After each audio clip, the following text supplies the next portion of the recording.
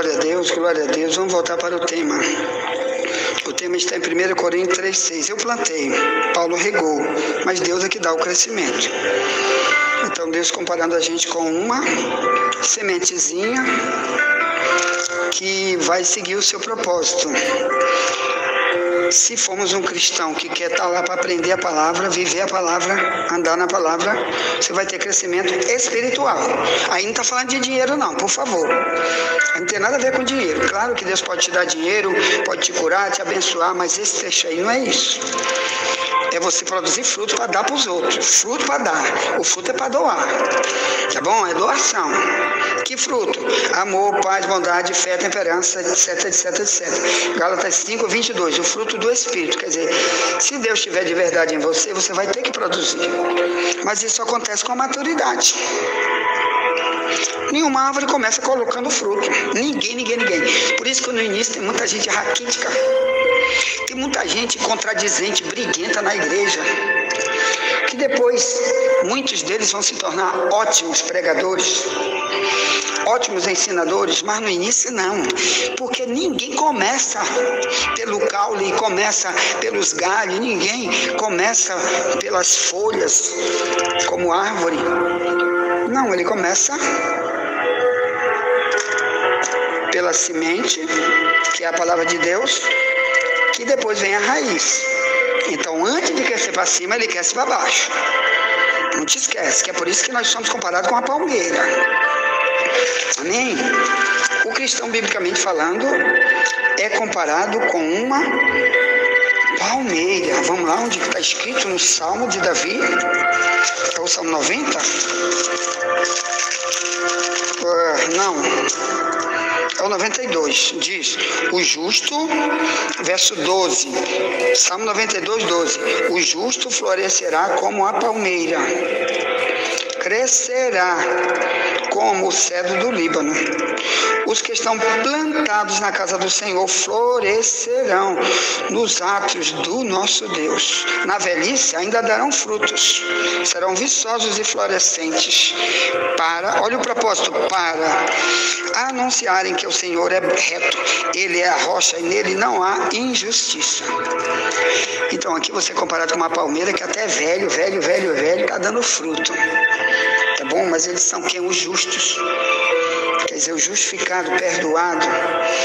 Deus não vê mais as maldades dele de dizer, irmão, não quero ir não, eu não vou para evangelismo, não vou para estudo bíblico, não vou estar no culto, que aqui diz que eles estão plantados na casa do Senhor. Deus plantou o justo, foi na casa do Senhor. A casa do Senhor, o local onde tem um ensino. Pastor, mas aí então é a casa do Senhor? É também, porque eu estou pregando a verdade para você, mas a casa do Senhor não é bem isso.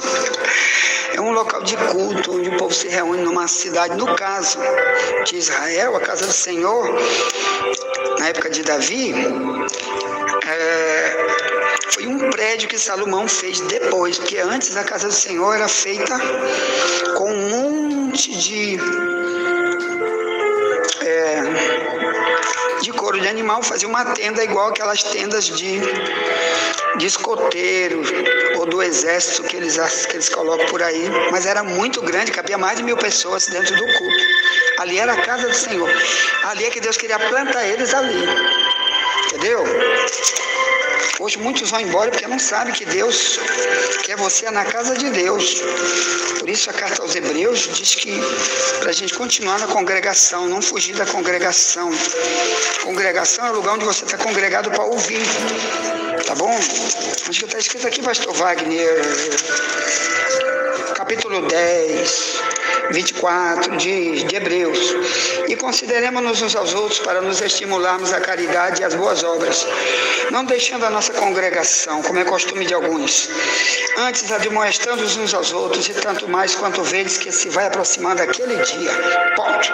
Quer dizer, o dia Jesus está voltando, o dia do julgamento das obras. Apocalipse 22, 11 e 12. Jesus disse, eu venho sem demora. O meu galardão está comigo para dar a cada um segundo a sua obra. Quem é sujo, se suje mais. Quem é limpo, se limpe mais. Quem é justo, continue praticando a justiça. Quem é injusto, continue sendo injusto. Porque eu venho sem demora, meu galardão está comigo para dar a cada um segundo sua obra. Ponto. Então é comparado com a palmeira, porque, irmão, a palmeira, antes de crescer para cima, ela cresce para baixo muito, porque ela vai aguentar um peso gigantesco, como lá em Alcântara tem a palmeira do babaçu, ou os coqueiros mesmo que dão o coco, qualquer coqueiro, ele cresce para baixo, irmão, porque lá em cima vai ser um peso gigante, além do peso do caule, que vai segurar a parte de cima, onde vai produzir os frutos, é um peso gigante, chapada de cacho de coco, fora as folhas, que pesa muito da palmeira, uma folha super pesada. A palmeira não tem galho, ela produz os cachos enormes, muitos cachos, um cacho daquele pesa mais de 100 quilos cada cacho. Da palmeira do babaçu, né? São muitos cachos, fora, né, a parte de cima toda de palha, muita palha pesadona, uma palha daquela, cada uma dela de palmeira, ela tem quase 3 metros ou mais de tamanho, imagine o peso, fora o caule. Então uma bicha daquela pesa o quê? No mínimo assim uns 5.000 quilos, uma palmeira daquela inteira, se ela cair em cima de uma pessoa, Deus me livre. Mas para ela aguentar tudo isso, primeiro ela desce, ela começa da raiz, porque ali vem muita ventania, e a ventania sopra para lá e para cá. Nunca se viu, eu nunca vi em Alcântara, que tem milhares e milhares e milhares de palmeiras de babaçu no mato. Eu nunca vi uma arrancada pela raiz, já vi um cajueiro arrancado pela raiz. Porque foi plantado num lugar muito fofinho e a raiz dele não segurou, na hora que veio uma ventania, arrancou ele. Mas a palmeira eu nunca vi. Então, irmão, quem permanece na casa de Deus, ele é como uma palmeira, tá bom?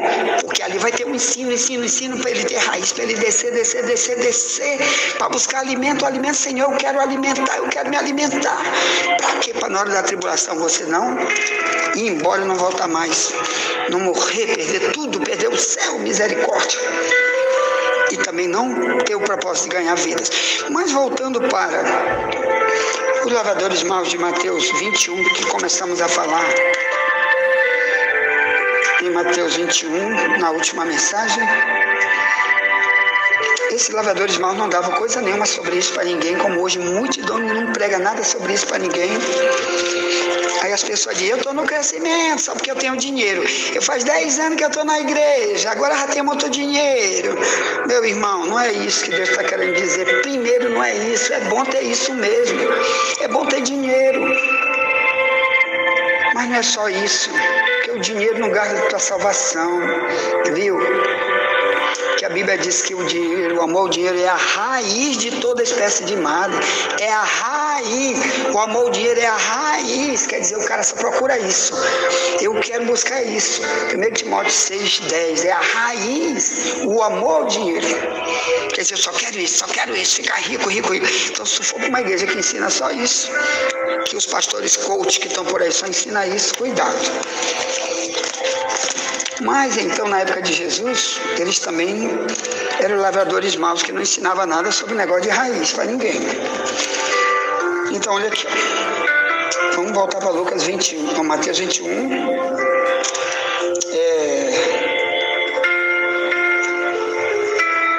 Verso 38 em diante. Mas os lavradores, vendo o filho, disseram entre si, este é o herdeiro, vinde, matemo-lo e apoderemo-nos da sua herança.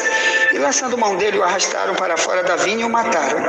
Quando pois vier, olha aqui a ameaça que Deus está avisando, que é um alerta, mas é uma ameaça. Ó. Quando pois vier o Senhor da vinha, que fará aqueles lavradores? Quer dizer, quando eu voltar, que eu vou voltar. Jesus pregou multidão de vezes antes, e Paulo pregou, e muitos outros na Bíblia avisaram Jesus, vou voltar. Aí ele diz, quando vier o Senhor da vinha, o verso 40, Mateus 21, quando pois vier o Senhor da vinha, que fará aqueles lavradores? Eles mesmos, pensando que estava falando de uma outra pessoa e não deles, eles disseram, verso 42.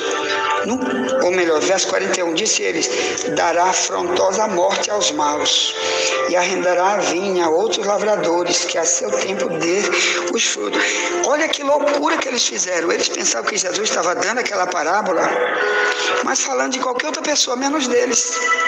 Então eles mesmos resolveram dar uma justiça, bater o martelo, julgando os outros, em vez de julgar a si mesmo, que é daí que Jesus disse, em Mateus 7, 1 ao 5, que ele diz assim: tira primeiro a trave do teu olho, hipócrita, para tu não tirar primeiro o cisco do olho do teu irmão. Tira a trave primeiro do teu olho. Mas eles estavam cegos, não conseguiam entender. Eles queriam julgar os outros, pensando que Deus só ia julgar os outros e não eles.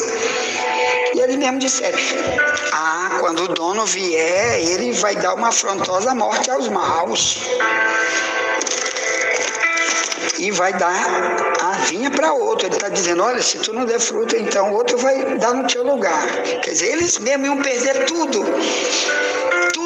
Tudo. E o cristianismo é que ia começar para trazer um verdadeiro ensino, uma verdadeira religião, que a palavra religião do latim é religare, quer dizer ligar de novo, porque está desviado.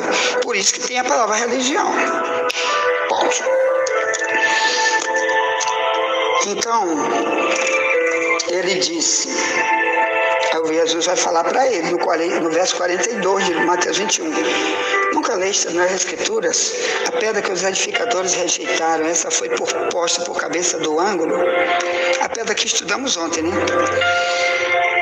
Pelo Senhor foi feito isto, é maravilhosa aos nossos olhos? Ao verso 43, Jesus disse: portanto eu vos digo que o reino de Deus vos será tirado, será dado a uma nação que dê outros frutos. E quem cair sobre esta pedra despedacear, e aquele sobre quem ela cair ficará reduzido a pó. E os príncipes dos sacerdotes e os fariseus, ouvindo estas palavras, entenderam o que falava deles, e pretendendo prendê-lo, recearam o povo, portanto tinham por profeta. Quer dizer, eles dizem: esse cara é um profeta, está profetizando. Mas eles achavam assim, profetizando para o diabo. Para mim não, profetizando aí para essas paredes. Para mim não. Como tem multidão de gente que você fica falando aqui, e ele não muda nunca. Está igual os fariseus. Mas Jesus disse: eu vou tirar de você, eu vou dar para outro. É igual numa igreja. Irmão, quando Deus vê que a igreja é verdadeira, e tem muita gente ali infiltrado no meio do povo, dizendo que é pregador, que é isso, que é aquilo, mas vive igual um fariseu, mas ali é uma igreja verdadeira, mas cedo ou mais tarde Deus vai tirar ele, ou ele vai morrer, vai acontecer uma grande tribulação para ele não voltar mais. Mas a obra é de Deus e vai ter que continuar. Então cuidado você que é joio no meio do trigo. Porque como eu disse, eu ia falar do joio no meio do trigo bem aqui, né, em Mateus 13, que só se conhece o joio no meio do trigo quando ele cresce. Então cuidado você com esse crescimento aí, que diz: eu estou crescendo, já aprendi tudo, já fiz 1000 cursos de teologia, estou crescendo. Hoje já fundei 1000 igrejas, estou crescendo. Eu prego a palavra na rua, na televisão, no YouTube todo dia, estou crescendo. E já ganho R$1 bilhão, já tenho um monte de carro importado, estou crescendo. Não é isso não. Tenha cuidado. Porque Jesus diz assim, Mateus 13, não é isso? 26, diz... Desde o verso 24, propôs uma parábola dizendo: o reino do céu é semelhante ao homem que semeia boa semente no seu campo. Mas dormindo os homens, veio o seu inimigo e semeou o joio no meio do trigo e retirou-se. O inimigo aqui é o diabo, lá em Mateus 13, 38. Jesus explicando. Diz: e retirou-se. Quando a erva cresceu e frutificou, apareceu também o joio. Então, irmão, tenha cuidado com isso, por favor. Tenha muito cuidado com você que já tem 10 anos de crente, 50 anos, já está virando crocodilo, dinossauro na igreja, né, que dizem que dinossauro tem 1 trilhão de anos, que é mentira, meu irmão, totalmente mentira. Tudo foi destruído na Arca de Noé, tudo. A Arca de Noé só tem 5.000 anos, ela foi encontrada. Tá, já botei por aí o vídeo para você, se você quiser encontrar a Arca de Noé. Eu tenho esse vídeo, um monte de cientistas provando que ela tem 5.000 anos de idade. Está em cima do Monte Ararat, na Turquia. Um monte de 5.000 metros de gelo. Está lá. Entendeu? Então não vai atrás dizer, esse bicho tinha 5 trilhões de anos, esse dinossauro. Mentira. Bem, irmãos, então olha só.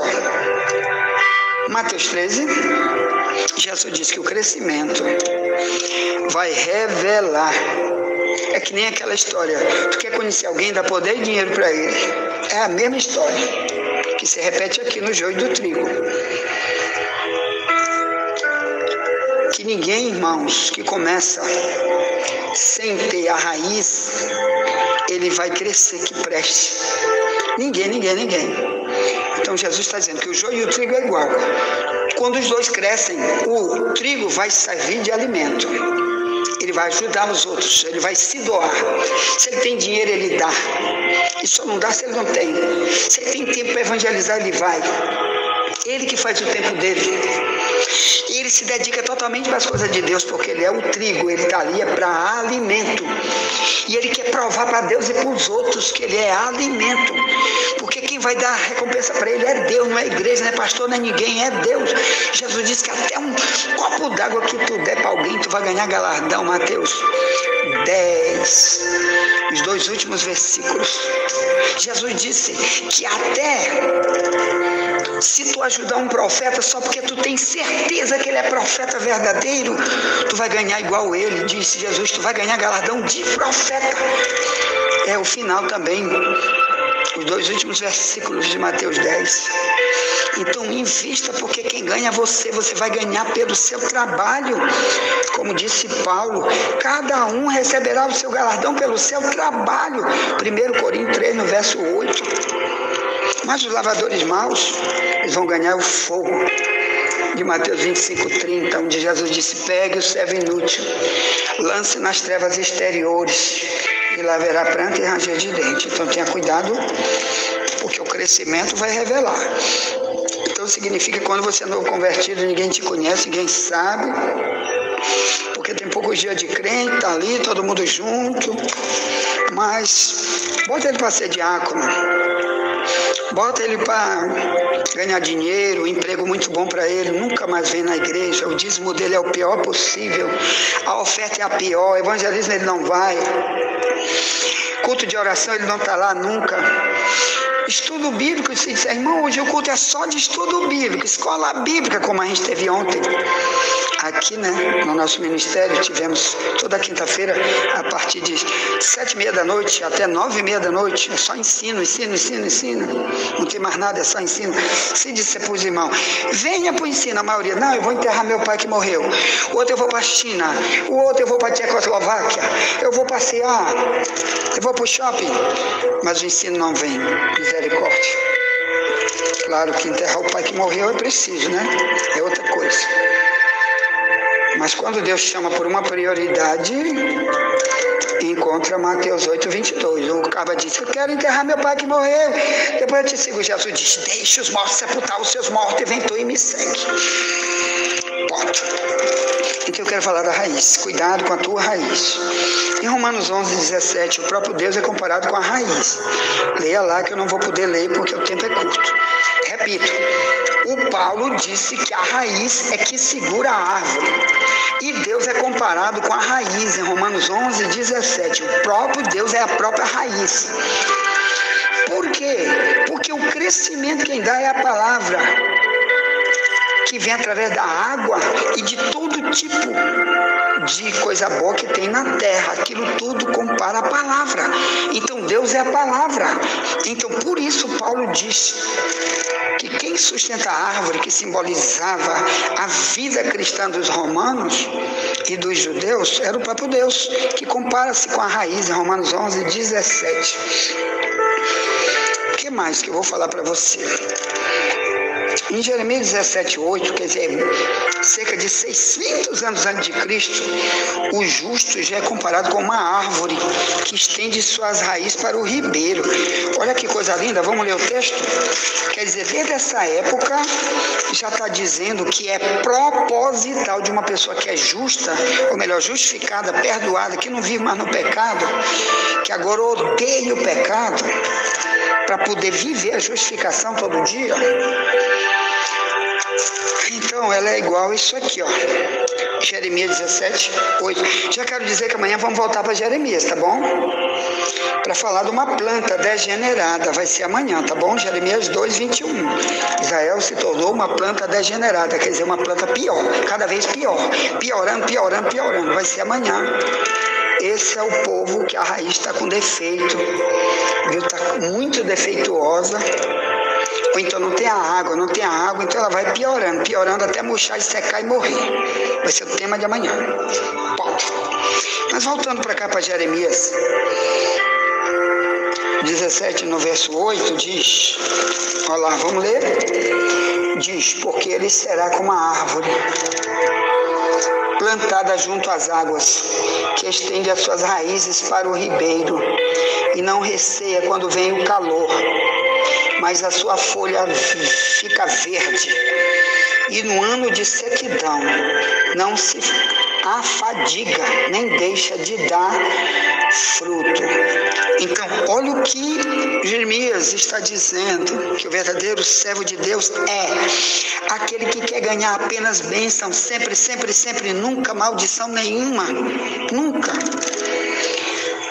Ele é igual uma árvore a árvore que tem raiz para poder crescer, primeiro, ela cresce aquelas raízes, irmãos, se ali perto não tiver um lugar onde tem água, se ela já é crescida, escute, se ela já é crescida, que isso acontece com aquele que já cresceu, ela vai buscar com aquela raiz, a raiz dela vai embora, até achar um lugar úmido para buscar água ali, ou na beira de um rio.